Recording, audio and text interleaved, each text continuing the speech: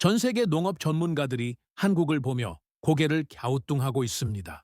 사막에서 쌀을 수확하고 황무지에서 채소를 키우더니 이제는 바닷물조차 없는 땅에서 수산 양식까지 성공시켰습니다.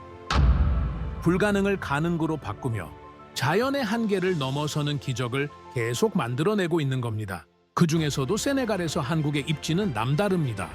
수억 달러를 쏟아부은 미국도 포기했고 기술력을 자랑하던 일본마저 손을 놓은 그 땅에서 한국만이 유일하게 결과를 만들어내고 있기 때문입니다.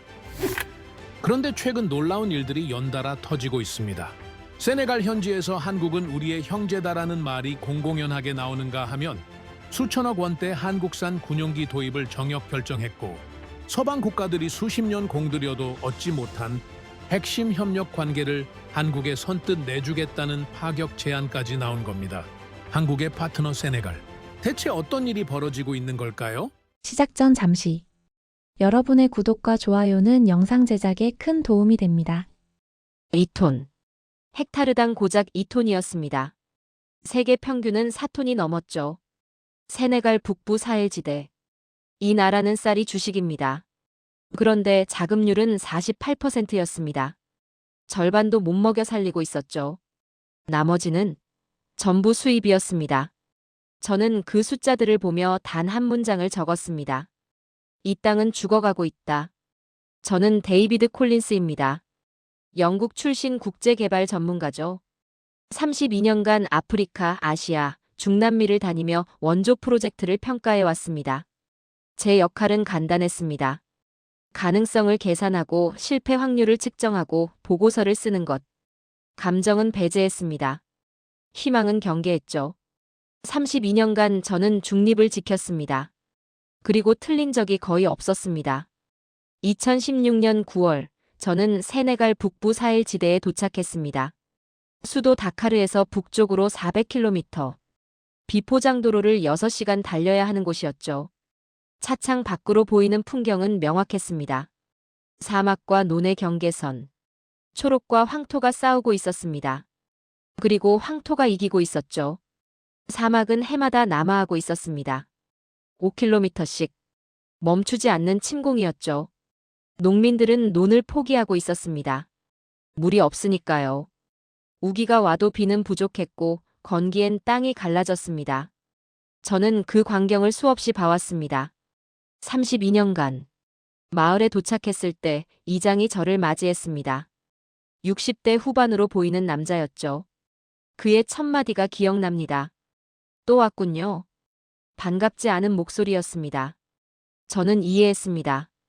이 사람들은 이미 배신당했으니까요. 1998년 미국 원조. 관계시설을 만들어주겠다고 했죠. 3년 뒤 철수했습니다. 2005년 프랑스 프로젝트.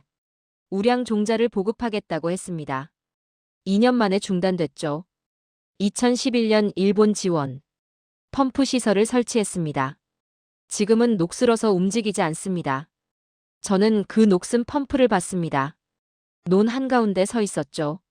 15년 전 일본이 설치한 관계 펌프였습니다. 이제는 아무도 고치지 않았습니다. 부품이 없었고 기술자도 없었고 예산은 더더욱 없었습니다. 저는 그런 펌프를 32년간 수백 개 봤습니다.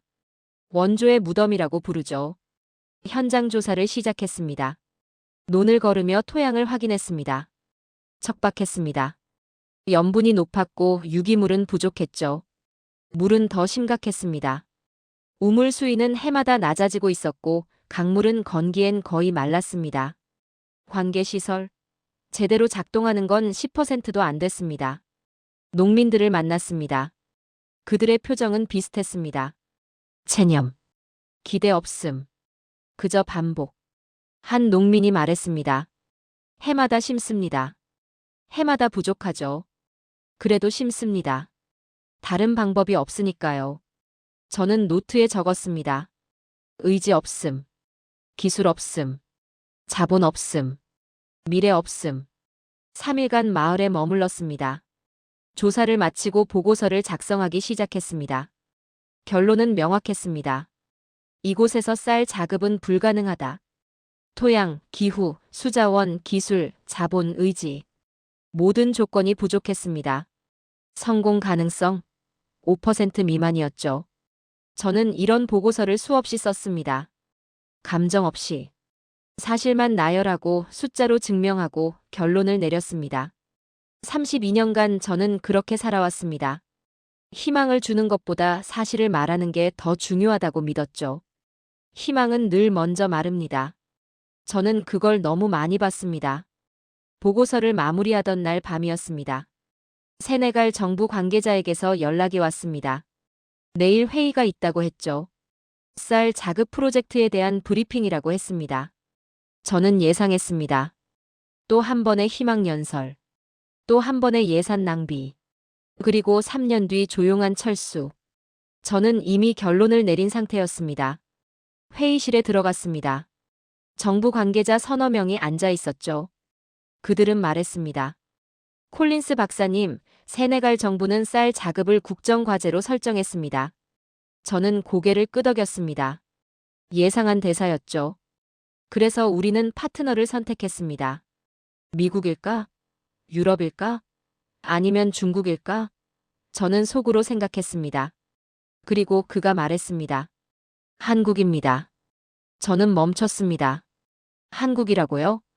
네. 한국농촌진흥청과 협력하기로 했습니다. 저는 이해할 수 없었습니다. 한국? 왜 한국입니까?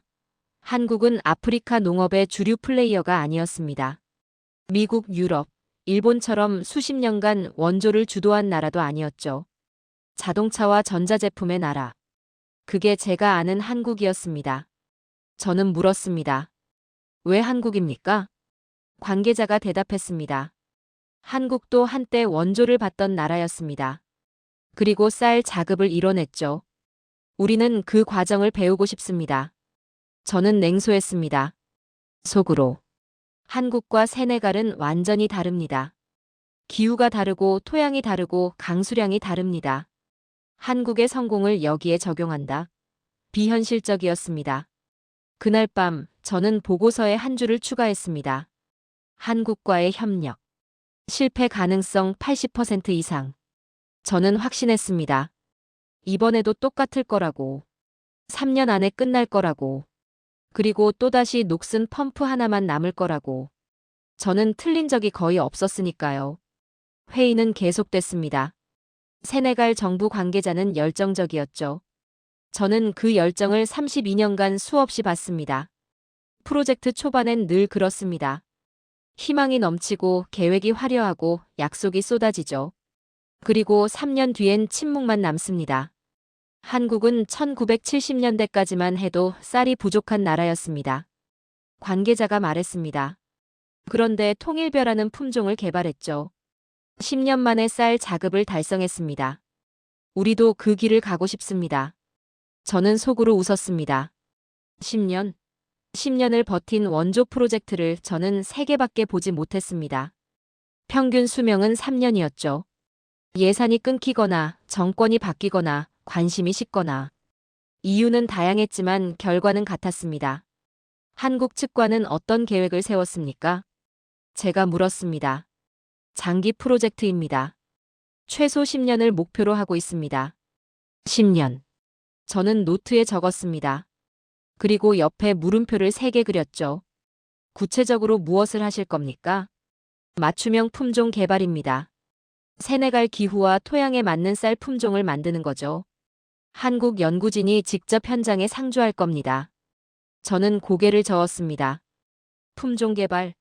그건 최소 5년에서 10년이 걸리는 작업입니다. 교배하고 선별하고 시험 재배하고 검증하고. 그 과정을 세네갈에서 한다. 비현실적이었습니다. 현실적으로 가능하다고 보십니까? 제가 물었습니다. 한국이 해냈습니다. 우리도 할 수 있습니다. 그 대답은 논리가 아니었습니다. 믿음이었죠. 저는 믿음보다 데이터를 신뢰했습니다. 그리고 데이터는 명확했습니다. 실패 확률 80% 이상. 회의를 마치고 숙소로 돌아왔습니다. 노트북을 열고 보고서를 작성했습니다. 제목은 간단했습니다. 세네갈 쌀 자급 프로젝트 사전평가. 저는 팩트만 나열했습니다. 세네갈과 한국의 기후 차이. 연평균 강수량, 세네갈 500mm, 한국 1200mm. 우기 집중도 세네갈 3개월, 한국 분산형. 토양 염분 농도 세네갈 평균 0.8%, 한국 0.2% 이하. 숫자는 거짓말을 하지 않습니다. 세네갈과 한국은 완전히 달랐습니다. 한국에서 성공한 방식을 그대로 적용한다. 불가능했습니다. 저는 결론을 적었습니다. 한국과의 협력 프로젝트. 기술적 타당성 낮음. 기후 및 토양 조건 상위. 장기 프로젝트 유지 가능성 의문. 실패 확률 80% 이상. 권고 사항 단기 시범 사업으로 축소 검토. 보고서를 저장했습니다. 그리고 본부에 발송했죠. 저는 제 역할을 다했습니다. 사실을 기록하고 위험을 경고하고 대안을 제시했습니다. 32년간 해온 방식 그대로였습니다. 3일 뒤 한국 연구진이 도착했습니다. 저는 공항에서 그들을 처음 봤습니다. 예상과 달랐죠. 화려한 장비가 없었습니다. 큰 가방도 없었고 정장 차림도 아니었습니다. 낡은 백팩 하나씩 편한 작업복 차림이었죠. 3명이었습니다. 40대 후반으로 보이는 남자가 팀장이었습니다. 이름은 박진수. 한국농촌진흥청 소속이라고 했죠. 나머지 2명은 육종 전문가와 토양 전문가였습니다. 박진수가 저에게 인사했습니다. 콜린스 박사님이시죠? 만나서 반갑습니다. 악수를 나눴습니다. 그의 손에는 굳은 살이 있었습니다. 연구실이 아니라 현장에서 일한 사람의 손이었죠. 공항에서 호텔로 가시겠습니까? 제가 물었습니다. 아니요. 바로 현장으로 가고 싶습니다. 저는 놀랐습니다. 보통은 하루 쉬고 시작합니다. 시차 적응도 해야 하고 짐도 풀어야 하니까요. 그런데 바로 현장. 지금 오후 3시입니다. 현장까지 4시간 걸립니다. 도착하면 저녁이 넘을 텐데요. 괜찮습니다. 빨리 보고 싶습니다. 저는 차를 준비했습니다. 비포장도로 4시간. 먼지가 날리고 덜컹거리고 불편한 여정이었죠. 그런데 박진수는 창밖만 봤습니다. 논을 보고 하늘을 보고 땅을 봤습니다. 말없이. 현장에 도착했을 때는 해가 지고 있었습니다. 박진수는 차에서 내리자마자 논으로 걸어갔습니다. 무릎을 굽히고 흙을 집어들고 냄새를 맡았습니다. 손으로 비벼보고 입에 살짝 댔습니다. 염분이 높네요. 그가 말했습니다. 저는 확인했습니다. 이미 알고 있는 사실이었죠. 맞습니다. 0.8% 정도입니다. 물은 어떻습니까? 부족합니다. 우기에도 강수량이 500mm를 못 넘습니다. 박진수는 고개를 끄덕였습니다. 그리고 주변을 둘러봤죠. 녹슨 펌프, 갈라진 논, 말라가는 수로. 그는 아무 말도 하지 않았습니다. 해가 완전히 졌을 때 우리는 마을로 돌아왔습니다. 저는 물었습니다. 어떻게 보십니까? 박진수가 대답했습니다. 어렵습니다. 솔직한 대답이었습니다. 저는 조금 놀랐죠. 보통은 희망적인 말을 먼저 합니다. 가능성이 있다, 방법을 찾아보겠다. 그런 말들. 그런데 그는 달랐습니다. 하지만 불가능하진 않습니다. 근거가 있습니까? 제가 물었습니다. 한국도 비슷했습니다. 1960년대 한국은 쌀이 부족했죠. 토양도 척박했고 기술도 없었습니다. 그런데 통일벼를 만들었습니다. 적은 물로 많이 수확하는 품종이었죠. 저는 반박했습니다. 한국과 세네갈은 기후가 완전히 다릅니다. 맞습니다. 그래서 한국 품종을 그대로 가져올 순 없습니다. 세네갈에 맞는 품종을 새로 만들어야죠. 그게 가능합니까? 시간이 걸립니다. 하지만 가능합니다. 저는 노트에 적었습니다. 낙관적 전망. 근거 불충분. 그날 밤 박진수는 한 가지 말을 더 했습니다. 콜린스 박사님, 저희는 약속하지 않겠습니다. 무슨 말씀입니까? 성공을 약속하지 않겠다는 겁니다. 실패할 수도 있습니다. 하지만 최선을 다하겠습니다. 그리고 중간에 떠나지 않겠습니다. 저는 그 말을 듣고 잠시 멈췄습니다. 32년간 수많은 원조 프로젝트를 봤지만 약속하지 않겠다는 말은 처음 들었습니다. 보통은 반대였죠. 거창한 약속, 화려한 계획, 확신에 찬 발표. 그리고 조용한 철수. 그날 밤 저는 보고서를 다시 펼쳤습니다. 실패 확률 80% 이상이라고 적힌 결론을 봤습니다. 그리고 생각했습니다. 뭔가 다르다. 분위기가 달랐습니다. 말투가 달랐고 태도가 달랐습니다. 그런데 그게 뭔지 정확히 알 수 없었죠. 저는 노트북을 닫았습니다. 그리고 창밖을 봤습니다. 어둠 속에서 논이 보였습니다. 갈라진 땅, 죽어가는 땅. 그리고 저는 속으로 생각했습니다. 얼마나 버틸까? 한국 연구진은 떠나지 않았습니다. 그게 첫 번째 이상한 점이었죠. 보통 원조 프로젝트는 패턴이 있습니다. 첫 주는 현장 시찰, 둘째 주는 회의와 보고서, 셋째 주는 언론 인터뷰와 홍보. 그리고 본국으로 돌아갑니다. 현지 파트너에게 일을 맡기고 분기별로 한 번씩 방문하죠. 박진수는 달랐습니다. 그는 머물렀습니다.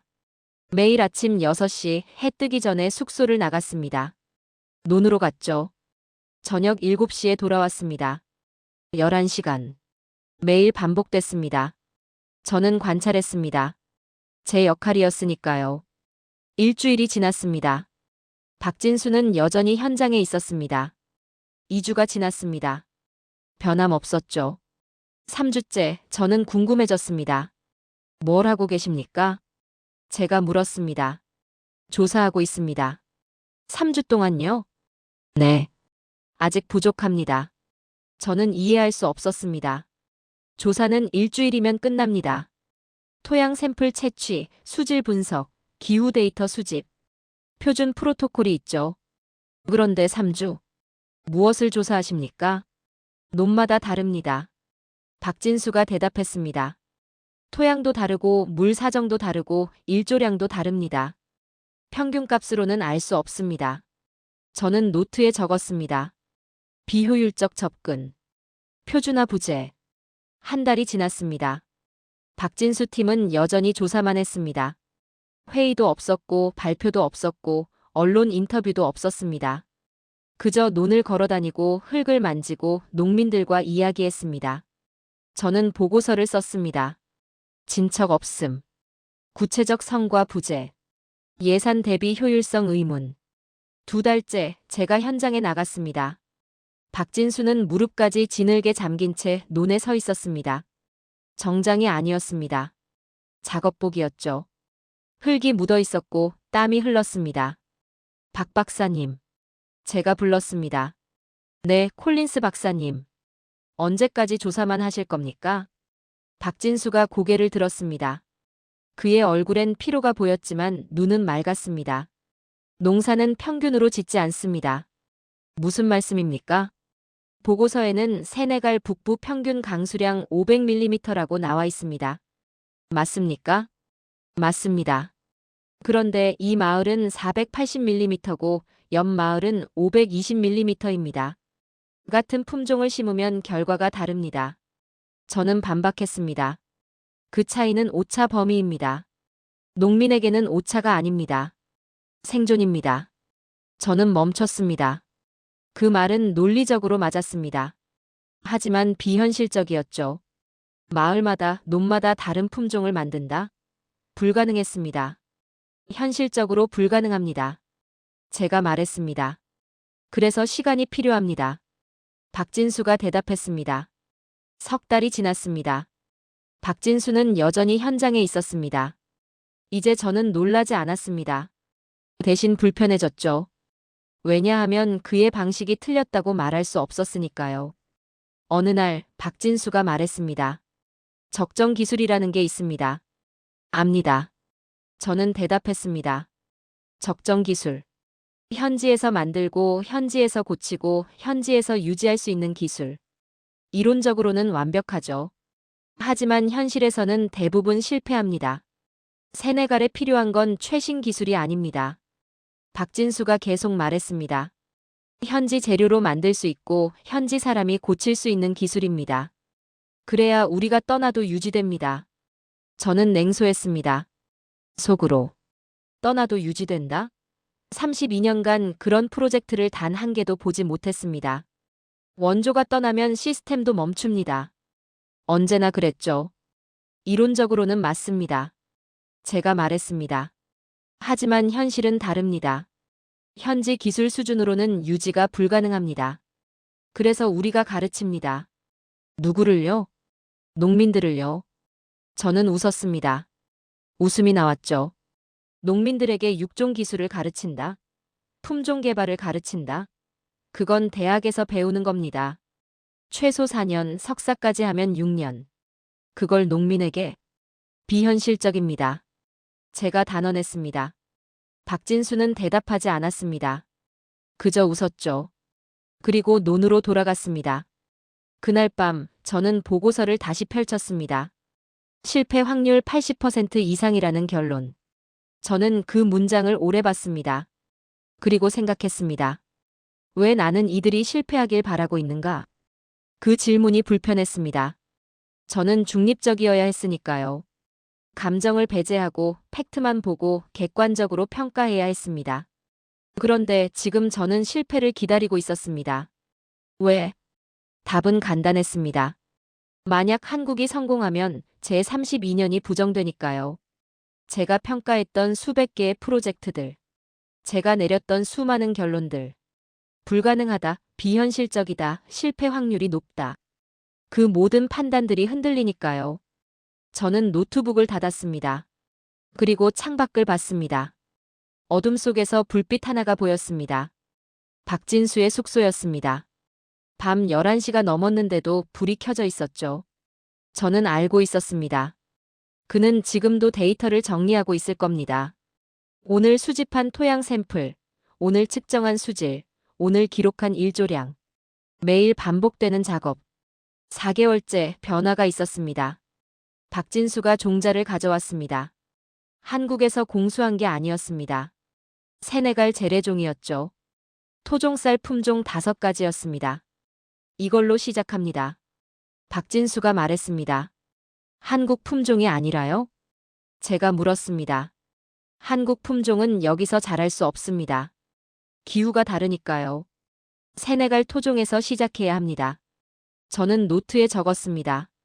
현지 품종 활용. 논리적 접근. 박진수는 그 5가지 품종을 작은 시험포에 심었습니다. 축구장 절반 크기였죠. 그리고 매일 관찰했습니다. 생육 상태, 병충해 저항성, 물 사용량. 저는 여전히 회의적이었습니다. 하지만 이제는 조금 달랐습니다. 논리는 완벽했으니까요. 현지 품종으로 시작하고 현지 조건에 맞추고 현지 농민이 유지할 수 있게 만든다. 이론적으로는 맞았습니다. 그런데 성공하면 안 됐습니다. 왜냐하면 제가 틀렸다는 뜻이니까요. 저는 그날 밤 처음으로 스스로에게 질문했습니다. 나는 사실을 보고 싶은가 아니면 내가 옳기를 바라는가? 대답하지 못했습니다. 6개월이 지났습니다. 박진수는 여전히 세네갈에 있었습니다. 저는 이제 놀라지 않았습니다. 대신 관찰 모드로 전환했죠. 얼마나 빨리 실패하는지 기록하기로 했습니다. 그게 제 역할이니까요. 시험포의 쌀은 자라고 있었습니다. 5가지 품종 중 3가지가 살아남았죠. 나머지 2개는 병충해로 죽었습니다. 저는 예상했습니다. 생육과 수확은 다르니까요. 잘한다고 해서 수확이 되는 건 아닙니다. 박진수는 매일 현장에 있었습니다. 이제는 정장을 완전히 벗었죠. 작업복만 입었습니다. 무릎까지 진흙이 묻어 있었고 신발은 낡아 있었습니다. 한국에서 온 연구자가 아니라 세네갈 농부처럼 보였습니다. 어떻습니까? 제가 물었습니다. 아직 모릅니다. 박진수가 대답했습니다. 수확해봐야 합니다. 정직한 대답이었습니다. 저는 노트에 적었습니다. 성과 없음. 판단 보류. 8개월째 본부에서 연락이 왔습니다. 중간 보고서를 요청했죠. 저는 사실만 적었습니다. 한국 연구진 현장 상주. 시험 재배 진행 중. 구체적 성과 미확인. 장기 프로젝트 지속 여부 불확실. 결론은 비웠습니다. 아직 판단할 수 없었으니까요. 1년이 지났습니다. 박진수는 떠나지 않았습니다. 세네갈 정부는 놀라워했죠. 1년을 현장에 상주한 외국 연구진은 처음이었으니까요. 보통은 3개월이 최대였습니다. 저는 혼란스러웠습니다. 성과는 없었습니다. 아직 수학도 안 했고 데이터도 불충분했고 검증도 안 됐죠. 그런데 왜 떠나지 않는 겁니까? 박 박사님. 제가 물었습니다. 성과가 없는데 왜 계속 계십니까? 박진수가 웃었습니다. 성과가 없는 게 아닙니다. 보이지 않을 뿐이죠. 무슨 뜻입니까? 농민들이 변하고 있습니다. 저는 이해하지 못했습니다. 농민이 변한다? 그게 성과입니까? 박진수가 말했습니다. 처음엔 저희를 안 믿었습니다. 또 왔다 갈 사람들이라고 생각했죠. 그런데 이제는 다릅니다. 질문을 합니다. 같이 일합니다. 그게 시작입니다. 저는 냉소했습니다. 속으로. 질문이 성과라고? 그건 숫자로 측정할 수 없습니다. 보고서에 쓸 수도 없죠. 하지만 박진수의 얼굴엔 확신이 있었습니다. 거짓말하는 얼굴이 아니었습니다. 저는 노트를 닫았습니다. 그리고 생각했습니다. 이 사람은 다르다. 무엇이 다른지는 몰랐습니다. 하지만 분명히 달랐습니다. 32년간 만났던 수백 명의 원조 관계자들과 달랐죠. 그날 밤 저는 보고서를 다시 펼쳤습니다. 실패 확률 80% 이상이라는 결론. 저는 그 숫자를 지우지 않았습니다. 아직 아니었으니까요. 하지만 처음으로 의문이 들었습니다. 내가 틀릴 수도 있을까? 1년 반이 지났습니다. 시험 재배가 시작됐습니다. 본격적인 재배였죠. 규모는 작았습니다. 축구장 절반 크기. 3가지 품종만 선별했습니다. 박진수는 화려한 발표를 하지 않았습니다. 그저 조용히 시작했죠. 저는 관찰했습니다. 여전히 회의적이었으니까요. 생육은 수학이 아닙니다. 잘한다고 해서 성공이 아니죠. 초기 변화가 보였습니다. 줄기가 굵었습니다. 기존 품종보다 20% 두꺼웠죠. 병충해도 적었습니다. 농약을 덜 쓰는데도 건강했습니다. 물 사용량이 적습니다. 박진수가 말했습니다. 기존 품종보다 30% 적게 씁니다. 저는 노트에 적었습니다. 생육량호. 그러나 수확량 미확인. 제 머릿속엔 한 가지 생각만 있었습니다. 아직 이릅니다. 수확해봐야 합니다. 3개월이 지났습니다. 이삭이 패기 시작했습니다. 황금빛이었죠. 농민들이 모여들었습니다. 신기한 표정이었습니다. 저게 정말 우리 논에서 자란 겁니까? 한 농민이 물었습니다. 박진수가 웃으며 대답했습니다. 당신이 심었습니다. 수확일이 다가왔습니다. 저는 긴장했습니다. 인정하기 싫었지만 긴장했죠. 왜냐하면 이 순간이 모든 걸 결정하니까요. 수확일 아침, 저는 현장에 나갔습니다.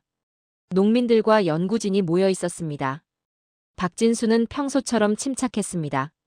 탈곡이 시작됐습니다. 현장에서 바로 했습니다. 기계가 아니라 수작업이었죠. 그리고 계량했습니다. 첫 구역 결과가 나왔습니다. 4.8톤. 측정자가 말했습니다. 저는 멈췄습니다. 4.8톤? 헥타르당. 세네갈 평균은 2톤이었습니다. 2배가 넘었죠. 다시 재세요. 제가 말했습니다. 다시 쟀습니다. 똑같았습니다. 4.8톤. 두 번째 구역이 나왔습니다. 5.2톤. 세 번째 구역 4.6톤. 그리고 마지막 구역 7.1톤. 침묵이 흘렀습니다. 7.1톤. 세계 평균을 넘는 숫자였습니다. 세네갈 북부에서 나온 숫자가 아니었죠. 저는 계산기를 두드렸습니다. 평균을 냈습니다. 5.4톤. 세네갈 평균의 2.7배였습니다. 측정이 틀렸을 겁니다. 제가 말했습니다. 박진수가 저를 봤습니다. 그는 아무 말도 하지 않았습니다. 그저 봤죠. 농민들이 웅성거렸습니다. 믿을 수 없다는 표정이었습니다. 저도 마찬가지였죠. 콜린스 박사님이 직접 측정하시겠습니까? 박진수가 물었습니다. 저는 고개를 끄덕였습니다. 직접 샘플을 채취했습니다. 직접 계량했습니다. 숫자는 같았습니다. 7.1톤. 저는 아무 말도 할 수 없었습니다. 32년간 쌓아온 확신이 흔들렸습니다. 숫자는 거짓말을 하지 않습니다. 그리고 이 숫자는 제가 틀렸다고 말하고 있었습니다. 그날 밤 저는 보고서를 펼쳤습니다. 실패 확률 80% 이상이라는 결론. 저는 그 문장을 오래 봤습니다. 그리고 처음으로 지웠습니다. 숫자가 나온 뒤 이상한 일이 벌어졌습니다. 축하가 없었습니다. 대신 의심이 왔죠. 측정이 정확합니까? 유럽 컨설팅 회사에서 연락이 왔습니다. 그들은 세네갈 농업 프로젝트의 주요 파트너였죠. 20년 넘게 이 지역에서 일했습니다. 정확합니다. 제가 대답했습니다. 제3자 검증이 필요합니다. 저는 이해했습니다. 그들은 믿지 않았습니다. 아니, 믿고 싶지 않았죠. 자신들이 20년간 하지 못한 일을 한국이 2년 만에 해냈으니까요. 제가 직접 측정했습니다. 콜린스 박사님을 의심하는 게 아닙니다. 다만 프로토콜이 있습니다. 프로토콜. 겉으로는 검증이지만 실제로는 견제였죠. 일주일 뒤 국제회의가 소집됐습니다. 유럽 측 대표가 발언했습니다. 한국 측 데이터에 대해 질문이 있습니다. 샘플 크기가 작습니다. 일반화할 수 있습니까? 확대 재배를 준비하고 있습니다. 박진수가 답했습니다. 질문이 쏟아졌습니다. 하나하나가 공격이었죠. 박진수는 차분히 답했습니다. 방어하지 않았습니다. 사실만 말했죠. 우리는 신중해야 합니다. 과장된 기대는 농민들에게 해가 됩니다. 미국 측 대표가 말했습니다. 저는 그 말을 듣고 분노했습니다. 처음으로 32년간 중립을 지켰던 제가 분노했죠. 이건 농민을 위한 우려가 아니었습니다. 기존 질서를 위한 방어였죠. 측정은 정확합니다. 제가 발언했습니다. 제가 직접 측정했습니다. 32년 경력으로 보증합니다. 7.1톤은 사실입니다. 회의장이 조용해졌습니다. 저는 선을 넘었습니다. 중립의 벽을 넘었죠. 회의 후 박진수가 물었습니다. 왜 도와주십니까? 처음엔 저희를 믿지 않으셨잖습니까? 아직도 완전히 믿는 건 아닙니다. 하지만 숫자는 믿습니다. 그리고 당신들의 태도를 믿습니다. 태도요? 당신들은 싸우지 않습니다. 로비하지 않습니다. 그저 현장에서 일합니다. 32년간 그런 사람들을 거의 보지 못했습니다. 저희는 말로 증명할 수 없습니다. 결과로만 증명할 수 있죠. 그날 밤 저는 본부에 보고서를 보냈습니다. 초기 평가 수정. 시험 재배 결과 헥타르당 평균 5.4톤 달성. 세네갈 평균 대비 270%. 기술적 타당성 확인. 장기 프로젝트 지속 권고. 저는 32년 만에 처음으로 제 보고서를 스스로 부정했습니다. 실패 확률 80%라던 평가를. 그리고 새로운 결론을 내렸습니다. 성공 가능성 있음. 저는 더 이상 중립이 아니었습니다. 중립은 사실을 향해야 합니다. 질서를 향하면 안 되죠. 그리고 지금 사실은 명확했습니다. 한국은 해냈습니다. 2년 반이 지났습니다. 확대 재배가 진행되고 있었죠. 10배 규모. 여러 마을로 확산됐습니다. 숫자는 안정적이었습니다. 헥타르당 평균 5톤에서 5.5톤 사이. 세네갈 평균의 2배가 넘었죠. 그리고 재앙이 왔습니다. 2019년 6월. 우기가 와야 할 시기였습니다. 하지만 비가 오지 않았죠. 하늘은 맑았고 땅은 말랐습니다. 저는 그 광경을 알고 있었습니다. 32년간 수없이 봤죠. 갈라진 논바닥, 먼지 섞인 바람, 그리고 농민들의 절망한 얼굴. 이번 가뭄은 지난 10년 중 최악입니다. 세네갈 기상청 발표였습니다. 강수량은 평년의 60%. 우기 시작이 3주 늦었습니다. 저는 확신했습니다. 여기서 무너지면 모든 게 끝난다고. 성공은 단 한 번이면 우연이 됩니다. 두 번째 실패는 본질이 되죠. 현장에 나갔습니다. 노는 갈라지고 있었습니다. 이슬리 품종도 예외가 아니었죠. 잎은 시들었고 줄기는 누렇게 변하고 있었습니다. 농민들의 표정은 익숙했습니다. 체념. 또다시 배신당했다는 얼굴이었죠. 박진수를 찾았습니다. 그는 여전히 현장에 있었습니다. 3년째 세네갈에 머물고 있었죠. 박 박사님. 이번엔 어렵습니다. 맞습니다. 박진수가 고개를 끄덕였습니다. 지금이 진짜 시험입니다. 무슨 말씀입니까? 물이 없으면 어떤 품종도 버티지 못합니다. 맞습니다. 하지만 같은 조건에서 무엇이 더 오래 살아남는지는 볼 수 있습니다. 저는 그때 알았습니다. 이 사람은 처음부터 이 순간을 준비하고 있었습니다. 좋을 때를 위한 품종이 아니라 최악을 버티는 품종. 그게 이슬리였죠. 3주가 지났습니다. 비는 여전히 오지 않았습니다. 노는 더 갈라졌죠. 기존 품종은 절반 이상 죽었습니다. 완전히 말라버렸습니다. 하지만 이슬리는 달랐습니다. 시들긴 했지만 죽지 않았습니다. 잎은 덜 말랐고 줄기는 쓰러지지 않았죠. 왜 다릅니까? 제가 물었습니다. 뿌리입니다. 박진수가 대답했습니다. 이슬리의 뿌리는 30cm 더 깊게 내려갑니다. 깊은 곳의 수분을 흡수할 수 있죠. 이것도 설계하신 겁니까? 품종을 선별할 때 기준이 3가지였습니다. 수확량, 병충해 저항성, 그리고 가뭄 내성. 가장 중요한 건 마지막이었습니다. 왜입니까? 세네갈에서 가장 큰 적은 가뭄이니까요. 좋을 때 잘 자라는 품종은 의미 없습니다. 최악을 버티는 품종이 필요합니다. 저는 그 순간 완전히 이해했습니다. 이건 기적이 아니었습니다. 구조였죠. 4주째 비가 왔습니다. 늦었지만 왔습니다. 노는 다시 살아났죠. 이슬리는 빠르게 회복했습니다. 기존 품종은 이미 절반이 죽은 상태였습니다. 수확 결과는 냉정했습니다. 이슬리 평년의 70%, 헥타르당 3.5톤. 기존 품종 평년의 40% 이하, 헥타르당 0.8톤. 같은 가뭄. 다른 결과. 저는 노트에 적었습니다. 최악의 조건에서 검증 완료. 그리고 예상치 못한 일이 벌어졌습니다. 농민들이 움직이기 시작했습니다. 누가 시킨 것도 아니었죠. 정부도 아니었고 한국도 아니었습니다. 그들은 스스로 수로를 팠습니다. 직접 만든 간이 관계 시설을 설치했습니다. 돌과 시멘트로 작은 저수지를 만들었죠. 왜 지금 하십니까? 제가 한 농민에게 물었습니다. 작년에 배웠습니다. 박 박사님이 말했죠. 언젠가 또 가뭄이 올 거라고.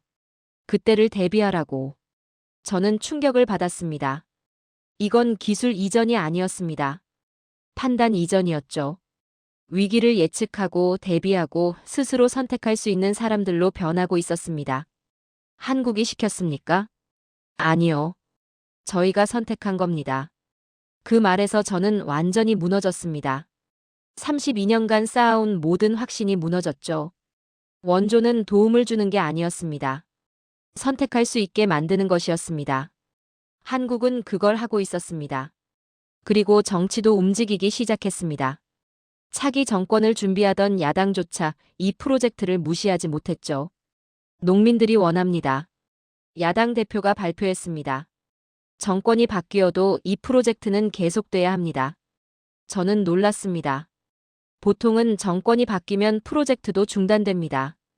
전 정권의 업적을 인정하고 싶지 않으니까요. 하지만 이번엔 달랐습니다. 농민들이 원했기 때문입니다.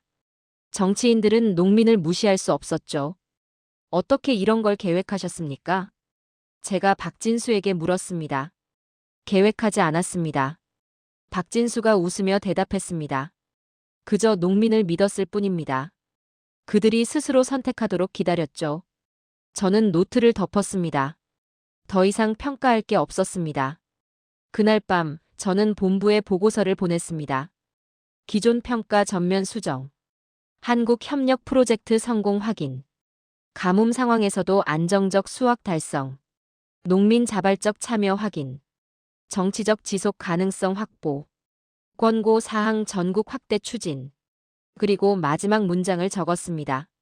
본 평가자는 초기 판단이 잘못되었음을 인정합니다. 32년 만에 처음으로 제 판단을 공식적으로 부정했습니다. 그런데 며칠 뒤 더 놀라운 소식이 들려왔습니다. 세네갈 국방부에서 연락이 왔습니다. 콜린스 박사님, 초대장을 보냅니다. 무슨 행사입니까? 훈련기 인도식입니다. 참석해 주시면 감사하겠습니다. 저는 이해하지 못했습니다. 훈련기? 제가 왜 거기에? 하지만 호기심이 생겼습니다. 일주일 뒤 저는 세네갈 공군 기지에 있었습니다. 활주로 끝에서 굉음이 들려왔습니다. 4대의 훈련기가 정렬하며 다가왔습니다. 기체 옆면에 적힌 글씨를 저는 한참을 보고서야 읽었습니다. KT-1. 한국에서 만든 훈련기였습니다. 왜 한국입니까? 저는 옆에 서 있던 세네갈 국방부 관계자에게 물었습니다. 선택지는 많았습니다. 미국, 유럽, 중국. 우리는 장비를 산 게 아닙니다. 그가 대답했습니다.